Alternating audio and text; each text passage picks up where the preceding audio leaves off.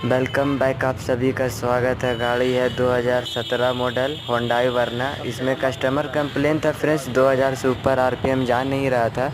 तो इसमें ओडीबी लगाने पे, डायग्नोस्टिक करने पे प्रॉब्लम, टोटल पोजीशन सेंसर का आ रहा था फ्रेंड्स, जो खोल के निकाले है इसको। तो टोटल बॉडी क्लीनर भी मंगाए हैं, देखते हैं अपना प्रॉब्लम सॉल्व होता है या नहीं होता है। तो आप अगर कोई भी काम कर रहे हो तो सबसे पहले आपको पेशेंस रखना है, नहीं तो वो काम बेकार हो जाता है फ्रेंड्स। देख सकते हो कितना चौक हो गया इसका टोटल बॉडी। आपको लाइव वीडियो दिखा रहे हैं हम, एकदम लाइव दिखा रहे। देख लो कितना कचरा निकला है इससे। आज तक लगता है कभी किसी ने भी इसका टोटल बॉडी नहीं खोला भाई।